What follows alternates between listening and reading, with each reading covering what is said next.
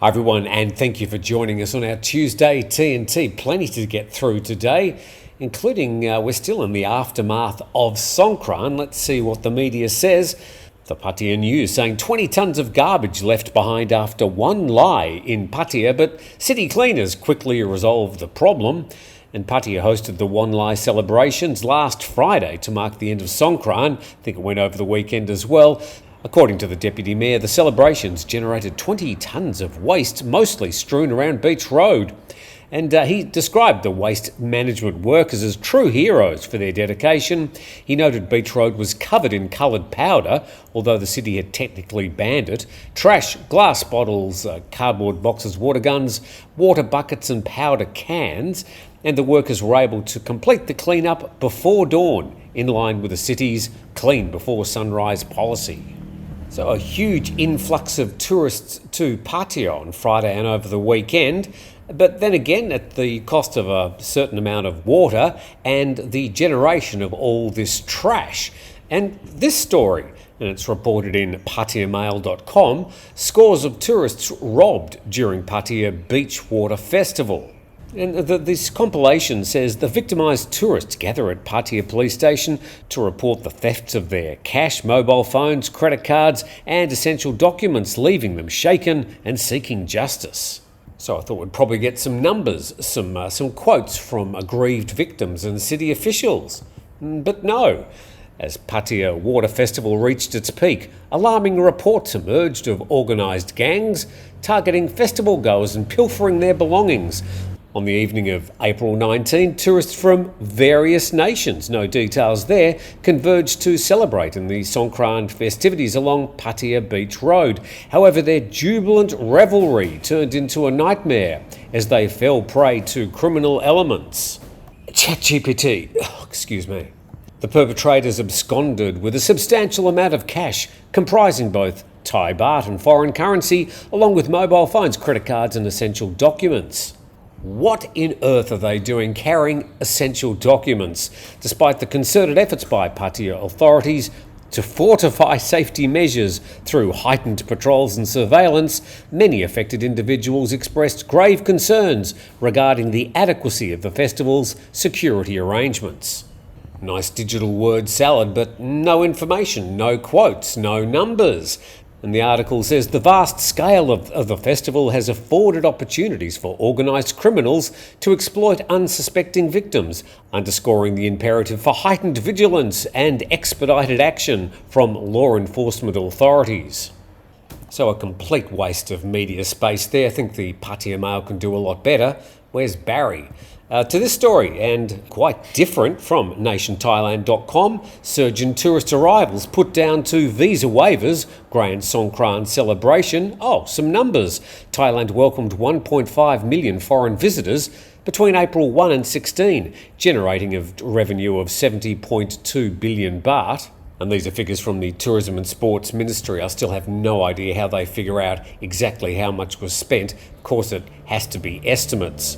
And it says that tourists spent an average of nearly 47,000 baht per person per trip. And the ministry put the surge in arrivals down to visa exemptions, suspension of the filing of TM6 arrival forms, get back to that in a moment, and the Grand Songkran events nationwide. Well, certainly more events over a longer period, the start of, I think, what we're going to be seeing in the future.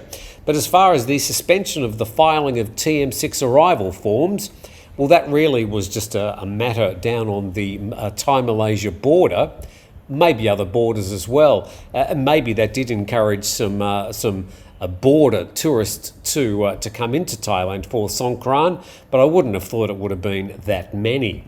Here are some numbers of the people that came between April 1 and 6, Chinese, Malaysian. We've got Indians, Russians, South Koreans, Chinese and Malaysians certainly leading the way by a long way. Then we've got South Koreans, British, Indonesian, Taiwanese, Laotian and American. No Australians coming to Songkran in the top 10. And what about domestic tourists? More on this article from Nation Thailand. And there was 13.1 million Thais also travelling within the country during the Songkran festival, according to the article. Between April the 12th and the 16th, as many as 461,000 foreigners visited Thailand, and they say it generated earnings of 21 billion baht. And during the same period, 4.34 million Thais travelled within the country, and that generated some 16.5 billion baht. Contrasting articles there between Pattaya Mail, which revealed absolutely nothing except a word salad, and that article, which at least had, well, quite a few interesting numbers.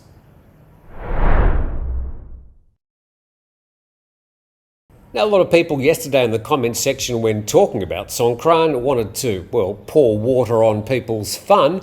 This one, to start with, Raymond Barker said no mention of Songkran as people face water shortages. They have drought conditions, but the tourists were happy. You can't make this stuff up.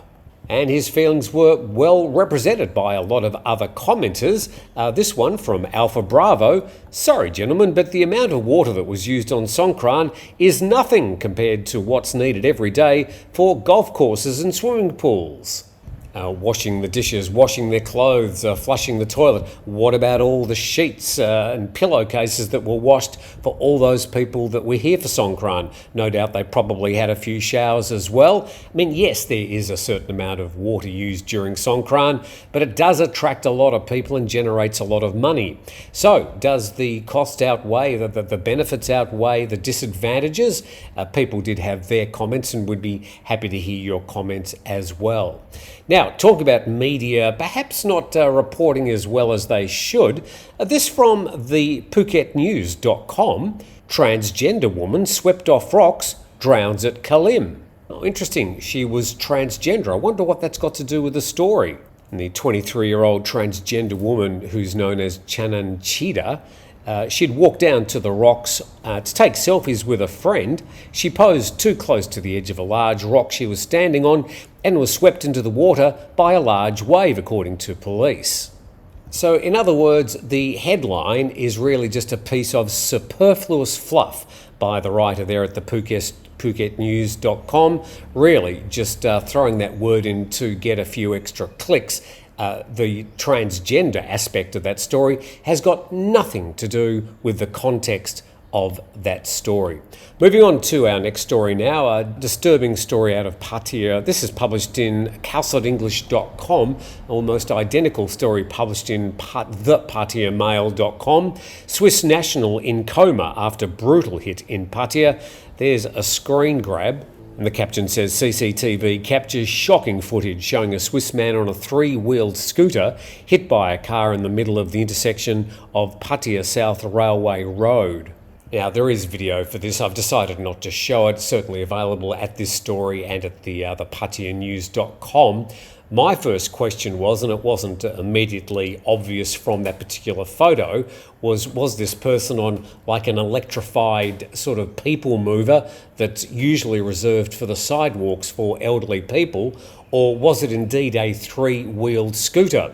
So I think one of the critical questions in this one was, should this have actually been on the road? Is it a registered road vehicle?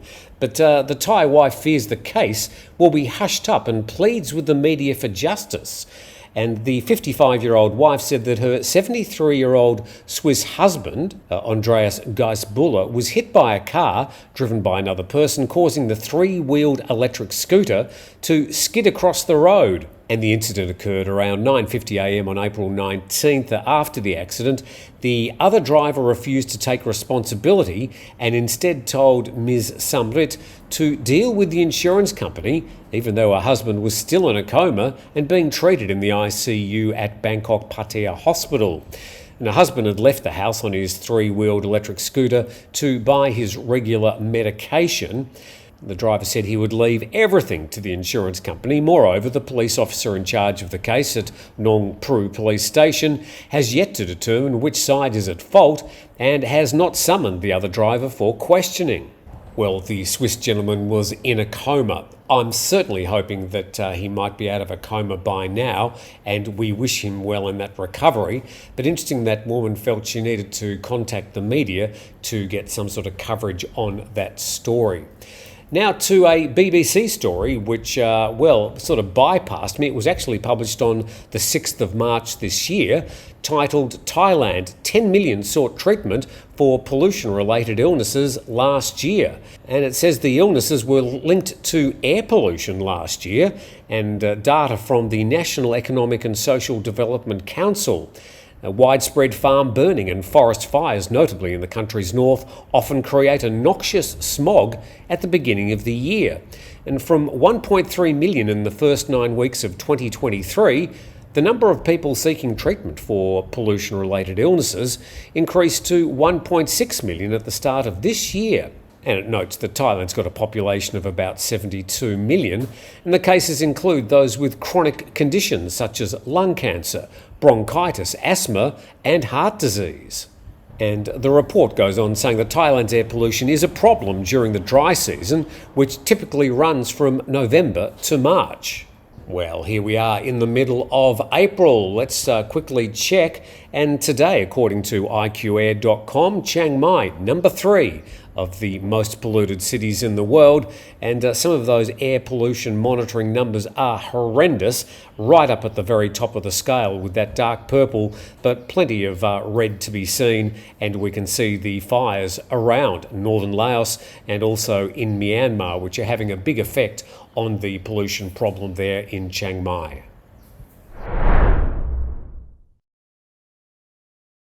Our Tuesday TNT, and acknowledging our sponsor, 5-Star Marine, at 5starmarinephuket.com for a bespoke private charter tour out onto the beautiful waters of Panga Bay. Let's hope this wonderful weather can just continue for a little bit longer and that you'll get a chance to head out and enjoy a great day on the water with 5-Star Marine. Speaking about out on the water, we go to nationthailand.com. Reporting massive annual war games between US and Philippines, armies begin. And it's the 39th iteration of the annual war games between the United States military and the Armed Forces of the Philippines, later referred to as AFP, and it's expected to be joined by over 16,000 personnel, including contingents from the ADF, the French Navy and the Philippines Coast Guard, and 14 other countries joining in as observers, taking photos for their Facebook page.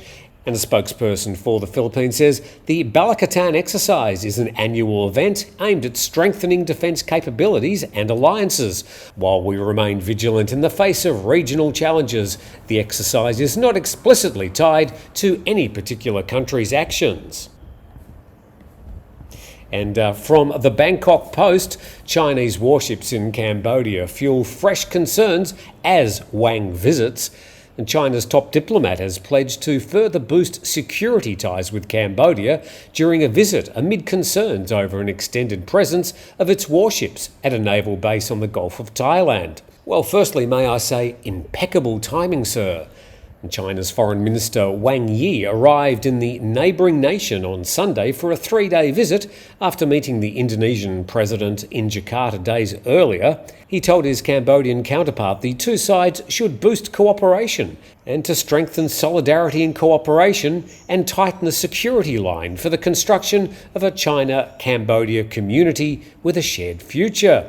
And the meeting comes days after the Washington-based Asia Maritime Transparency Initiative published a report showing satellite photos of 2 Chinese Navy ships that appear to have spent 4 months at Cambodia's Ream naval base. China has helped fund reconstruction at Ream, while the US said a military facility there would be China's first overseas base in the Indo-Pacific, something Phnom Penh has repeatedly denied. And the report says this extended and exclusive access raises the question of whether that presence has now, in fact, been established. And the Cambodian Prime Minister has further deepened ties with Beijing since taking the reins from his father last year. Cambodia's relationship with the US remains rocky, with considerable strain over a range of issues, including human rights, press freedom, and the suspension of political opposition. He is the son of the former Prime Minister of Cambodia, like father, like son. And the US Embassy in Cambodia said the Cambodian people, neighbouring countries, ASEAN and the region more broadly would benefit from transparency on the People's Republic of China activities at Ream. And heading to the other border of Thailand, Prime Minister Sata in Mae Sot tomorrow, that's today, to assess border situation with Myanmar. Or just to have a look at that photo, that's the sort of the situation we've got to contend with a lot of the border. One side you've got Myanmar, the other side of the very shallow river there, yes, we've got Thailand. And the Prime Minister's going there after clashes in Myawaddy in Myanmar.